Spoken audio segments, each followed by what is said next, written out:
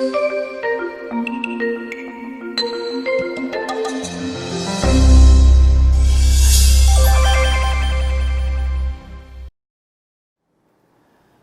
people are preoccupied with the idea of death, with the fear of dying.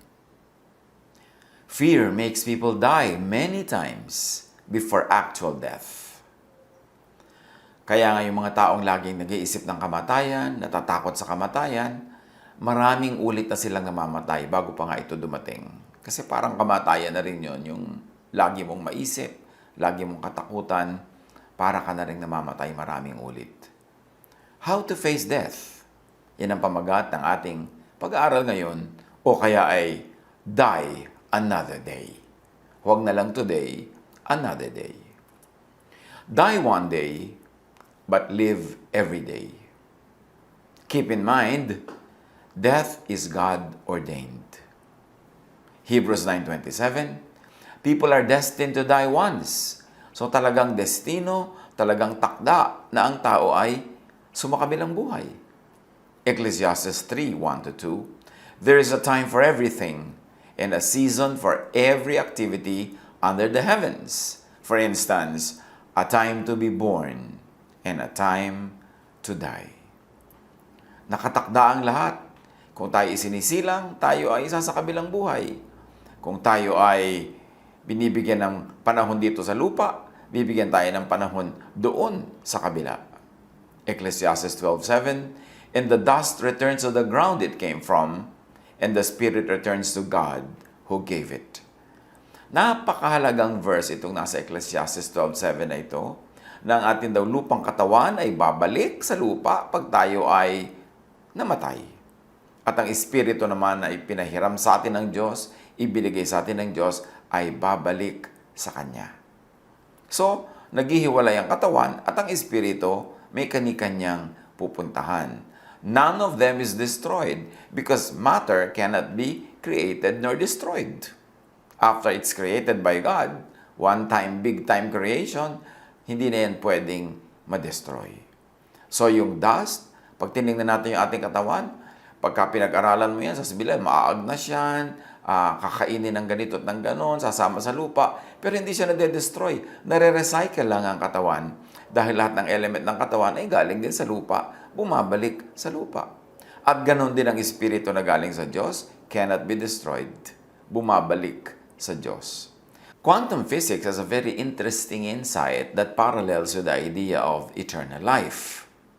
The idea of dying and raising up the dead, or the preservation of the spirit, is similar to the quantum idea of destroying and reconstructing matter. Sa quantum conservation of information, sinasabi na, information cannot be destroyed. The amount of information contained in matter remains even if that matter is destroyed. Information is the way the particles are arranged. Even if the arrangement of particles is broken up, each particle still contains the information like it was arranged before. Particles of matter can be reconstructed because of the information they contain. So yan ang sinasabi natin na parallelism ng katuruan tungkol sa eternal life, na hindi naman talaga na-destroy yung katawan, re-reconstitute lang, na re-recycle, at ang espiritu bumabalik sa pinanggalingan. So, hindi dapat katakutan ng kamatayan tulad ng sobrang takot ng iba. Parang the end na ng lahat. No, walang the end. Nagkakaroon lang ng bagong buhay. Kabilang buhay nga ang tawag dyan sa ating sariling wika. Kaya napakahalagang maintindihan natin na yung kamatayan ay paglipat lang. Pag-graduate nga ang tawag natin dyan. Paglipat sa isang uri ng promotion dahil biruin mo babalik ang iyong spirito sa Diyos. Huwag dapat katakutan, huwag iwasan ng sobra-sobra kasi hindi naman talaga yan naiiwasan kung takda na. Why? Because death is part of life. It is part of nature. Psalm 89:48, who can live and not see death? Or who can escape the power of the grave? The obvious answer is no one. Walang isinilang ang hindi mamamatay. Kahit ka pharaoh, kahit ka emperor, kahit ka presidente, kahit ka religious leader, lahat pumupunta doon sa next chapter ng buhay, yung kabilang buhay. Walang nakakatakas sa ganitong uri ng pangyayari. Kaya useless na sobrang isipin at useless na katakutan. Ecclesiastes 7:1, the day of death is better than the day of birth. The day of death is better than the day of birth. Ito kaya yung equal sa tinatawag ng quantum physics na reconstitution, kaya better, because we get reconstituted. And death is, as we have said, inevitable, inescapable, cannot be avoided. Job 30:23, I know you will bring me down to death, to the place appointed for all the living. So magandang yan ay matanggap sa simula pa lang. Para kung nangyayari na meron tayong mahal sa buhay na binabawi, sumasakabilang buhay, nalulungkot tayo, natural. Hindi natin gusto yan, lalo't mahal natin siya at mahal niya tayo. Pero huwag sobrang manimdim, huwag sobrang malungkot, at huwag sobrang magluksa kasi talagang yan ang appointment natin. Yan talaga ang naka-appoint sa atin that you are born and then you die physically. Ecclesiastes 7:2, it is better to go to a house of mourning than go to a house of feasting. For death is the destiny of everyone. The living should take this to heart. Mas mabuti pa daw pumupunta ka sa bahay na merong lamayan, merong luksa, kaysa sa merong handaan, kasi nakahanda ka na pag-iisipan mo at naihanda mo rin ang iyong loob sa darating na physical death. Kasi yan daw talaga ang nakatakda sa lahat. Kailangan daw seryosohin ito. Kailangang isipin at kailangang isa-puso. Isa-isip na yes, lahat ng ipinanganak ay pupunta sa kabilang buhay. Yan dapat ang attitude natin sa mga mahal natin sa buhay, that we cannot be really together on earth in this situation. Kaya kung mamahalin mo, mahalin mo na. Para pag sumakabilang buhay, wala kang pagsisisi. Kung magpapamahal ka, magpamahal ka na sa Kanya. Magpaalaga ka na para wala siyang pagsisisihan o ikaw man. Pag kami umaalis ng bahay, huwag kayong maghihiwalay na magkagalit kasi hindi mo alam kung makakabalik pa siya ng buhay. Pagka matutulog kayo, huwag kayong matulog na nagkakasamaan ng loob kasi hindi mo alam kung magigising pa siya o ikaw kinabukasan. Hindi natin alam. Ang alam lang natin, ang lahat ay kagraduate. Ang lahat ay sasakabilang buhay. Kaya dapat nakahanda ang ating loob. Wala tayong utang na hindi natin binabayaran agad para wala tayong pagsisihan. At nagpapatawa din tayo sa kapwa natin agad-agad kasi hindi natin alam kung magkikita pa ulit tayo next hour, next day, next week na mga pare-parehong physically alive. Death is escape, an exit from earthly troubles and pain. Dapat din natin yung maisip. Lalo ko ang tao ay nagdurusa sa sobrang malalang sakit o napakahirap ng kanyang kalagayan o mapupunta siya sa panganib sa sobrang hirap, death daw could be an exit from earthly troubles and pain. Job 3:20-21. Why is light given to those in misery and life to the bitter of soul? To those who long for death that does not come, who search for it more than for hidden treasure. At marami tayong alam, nababalitaan, at marami nadidinig ng mga kwento tungkol sa mga taong sobrang dumaranas ng hirap, lalo sakit ng katawan, mga malalalang mga sakit na talagang minamabuti pa nila na kunin na sila ng Panginoon, sumakabilang buhay na kaysa patuloy na mahirapan at masaktan.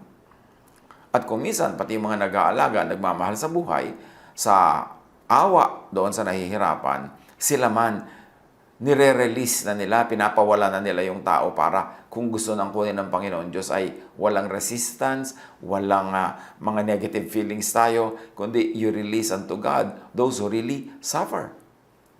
Job 7:15, pag sobrang hirap ng kalagayan, sabi, so that I prefer strangling and death rather than this body of mine. Dalangin natin na wala sa ating umabot sa ganoon na sobrang nahihirapan, na mamatamisin pang sumakabilang buhay na lang.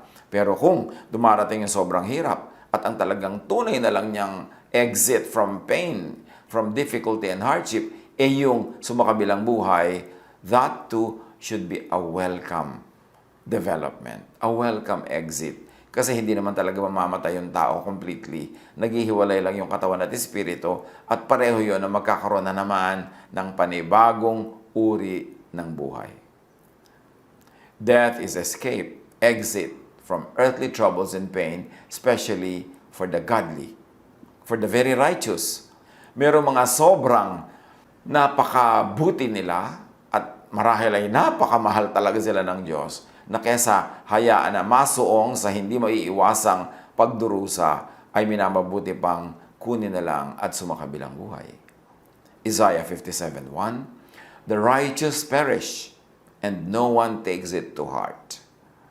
The devout are taken away, and no one understands that the righteous are taken away to be spared from evil."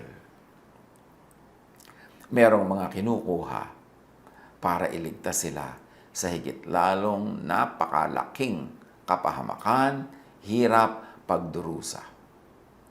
Blessing yun pagka ganon. Mahirap lang makita na blessing kung hindi malayo ang iyong pananaw, kung hindi mo naiintindihan ang punot dulo ng mga bagay, at hindi mo naman alam kung saan pala naligtas yung tao na kaya siya naligtas ay dahil siya ay kinuha na. Magtiwala tayo sa Diyos. Kung mahal natin ang ating kapwa, mahal natin ating sarili, higit lalo tayong mahal ng Diyos. Kaya kung meron siyang pasya na kunin ng sino man, mahal natin sa buhay o tayo, tanggapin ng maluwag sa loob. Natural lang na malungkot, natural lang na kung minsan ay umiyak at magluksa up to a point, pero dapat hindi yun sagad kasi alam nating ang Diyos ang may kontrol sa lahat-lahat. Isaiah 57:2, "Those who walk uprightly enter into peace. They find rest as they lie in death." So sa mga upright, sa mga matuwid, sa mga tamang-tamang mamuhay ayon sa kalooban ng Diyos, maaring isang uri ng napakalalim na kapahingahan yung sila ay sumakabilang buhay. Death is passage to eternal life. Kung ito lang naiintindihan ng lahat, dinidibdib, at hindi tayo nagpapadala sa pananakot ng relihiyon, dapat hindi ganun kalaki ang pag-iwas at takot natin sa kamatayan. John 11:25, Jesus said to her, "I am the resurrection and the life. The one who believes in me will live, even though they die." So, pwedeng mamatay ang iyong katawan, pero ang iyong espiritu ay patuloy na mabubuhay kasi si Jesus ay nabuhay na muli at ang lahat ng nananalig sa Kanya ay magkakaroon ng buhay na walang hanggan. Ecclesiastes 12:7, "And the dust returns to the ground it came from, and the spirit returns to God who gave it." Tulad ng binasa na natin kanina. Na ang espiritu sa oras ng kamatayan ay bumabalik sa Diyos. Hindi siya napapahamak, hindi siya nabubulid, hindi siya natatapon tulad ng panakot ng marami. Galing sa Diyos, natural babalik siya sa Diyos. Alangan naman yung galing sa Diyos ay mapatapon kung saan-saan na lamang. Pag-isipan natin yan. Pagbulay-bulayan.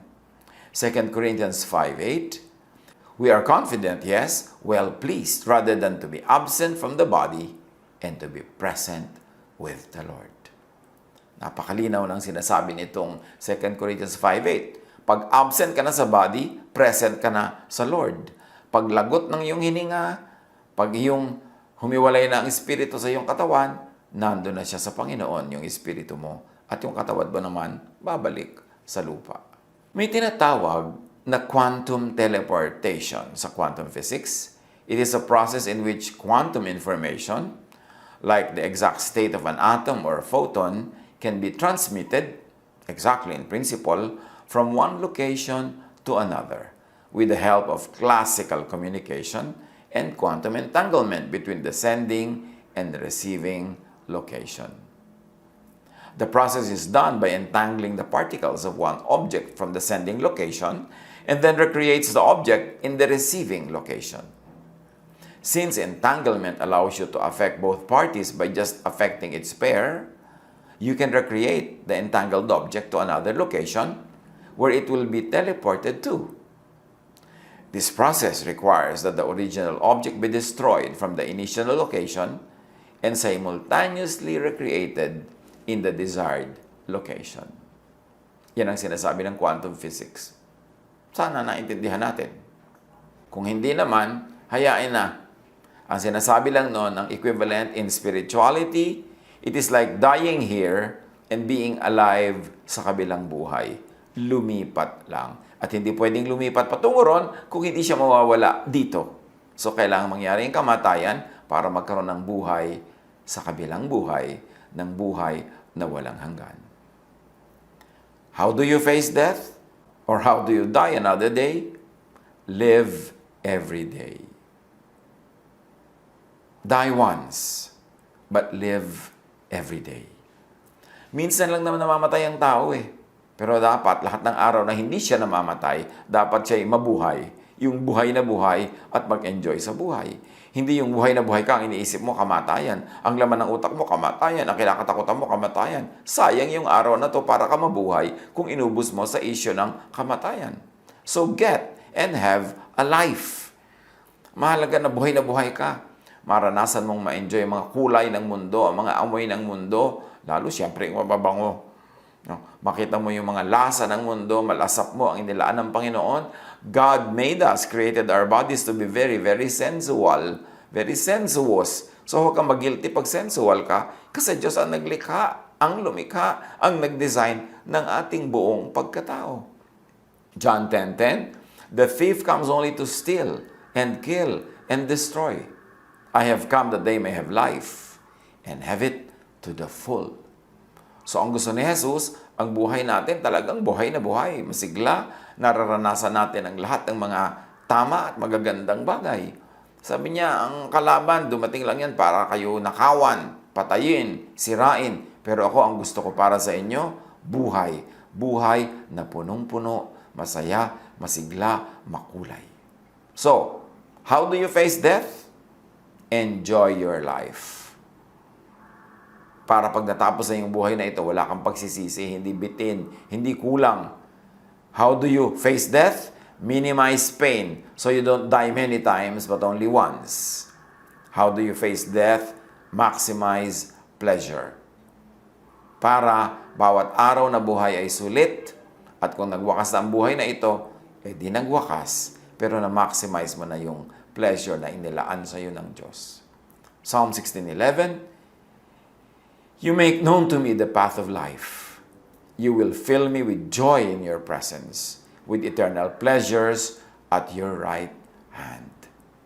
Punong-puno ng magandang plano ang Diyos para sa ating buhay. Pero kuminsan yung religion na nagtuturo sa atin na magdusa, magtiis, gutumin ng sarili, lagi na lang magtimpi, kahit na hindi naman masama yung gustong gawin, lagi na lang magsakripisyo, hindi yan ang hinihingi ng Diyos. Minsan religion lang ang humihingi nun.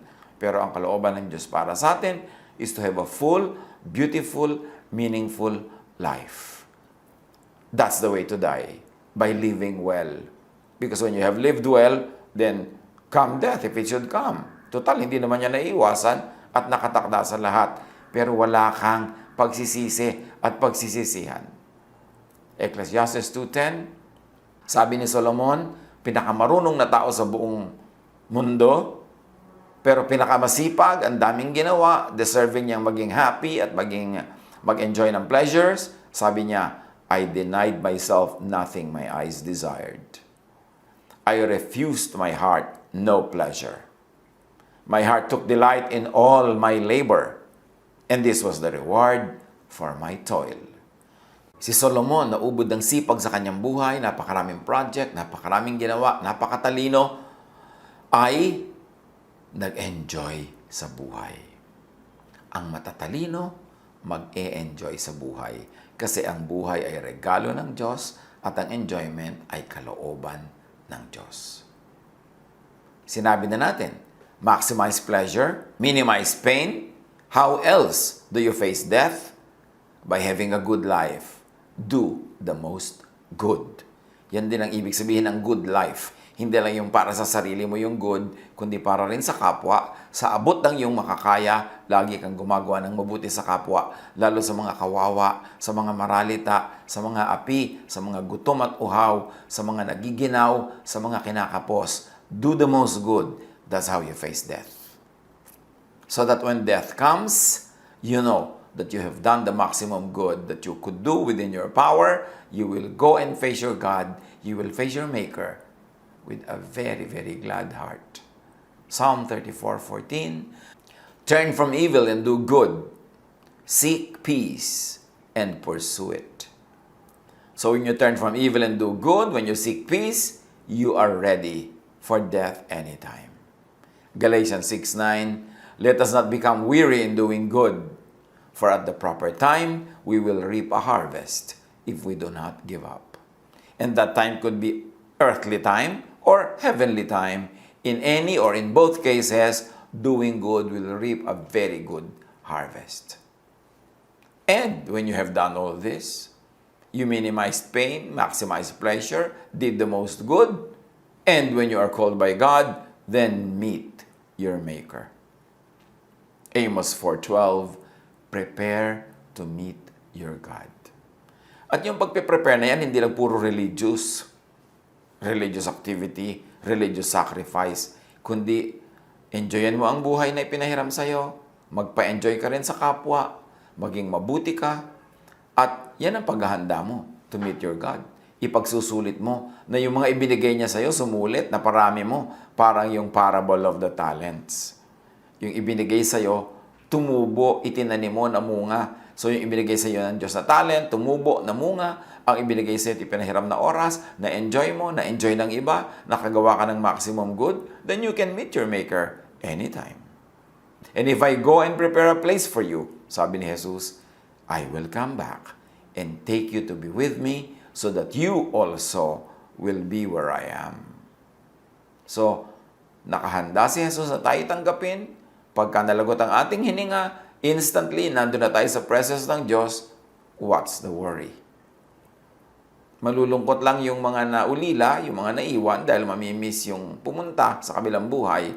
Pero yung pumunta sa kabilang buhay, sa sarap ng kasama ang Panginoon, sa ligaya sa kabilang buhay, siguro hindi niya mamimiss yung earthly life kung saan napakaraming problema at napakaraming misery. So, ang totoo nun, kung nalulungkot tayo pag merong sumakabilang buhay, nalulungkot tayo para sa ating sarili, hindi para sa Kanya.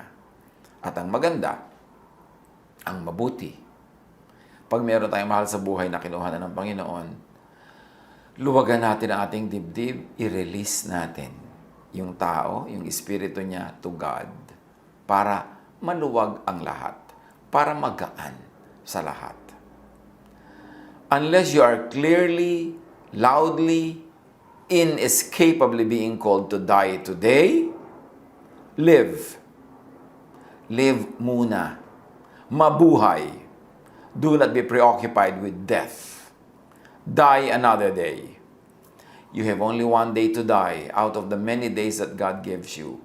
And in all those other days that you are not dying, live. Get a life, have a life, and give life to everyone that you could give to. Huwag magmukmok. Huwag ubusin ang pagkakataon na sana ay sumasaya, nagpapasaya sa pag-iisip ng ganitong mga bagay. Isulit ang buhay. At pag dumating na yung oras na tayo tinatawag para gumraduate, tanggapin ng maluwag kung tayo yung tinatawag, at yung mahal natin sa buhay kung siya ang tinatawag, tanggapin din natin ng maluwag and release to the Lord the people, the spirit of the people that He is calling to go back to Him. Natural lang na malungkot pag may isawa sa kabilang buhay.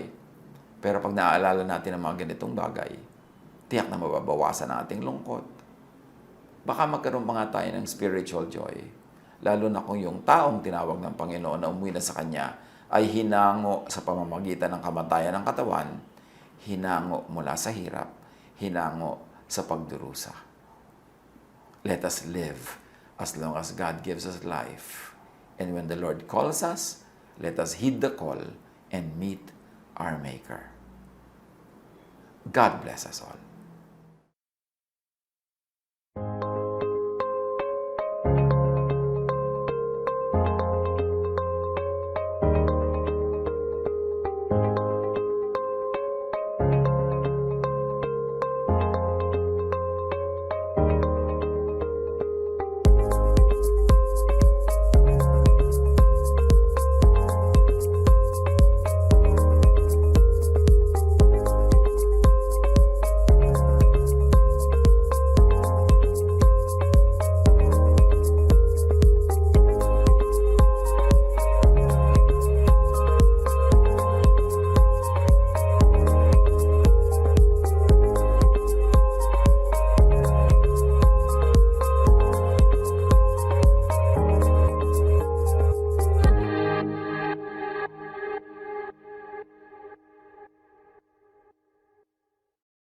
Love to you, mga pamangkin. Dito tayo mag-aral ng salita ng Diyos. Dito tayo mag-aral ng mga practical na bagay, magdalanginan para sa isa't isa, makinig ng mga mensahe, at dito tayo magsasama-sama spiritually sa ating official Ed Lapiz YouTube channel na ang address ay Sabi ni Kuya Ed. Remember, dito tayo ha, Sabi ni Kuya Ed, ang ating official YouTube channel.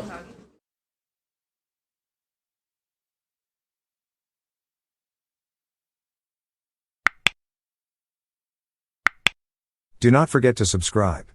Click the subscribe button and ring the bell for notification. Like, comment, and share our official YouTube channel. Visit Ed Lapiz website for daily devotion, audio podcast, latest video message, send your prayer request, subscribe to mailing list and more. Visit edlapiz.com.ph.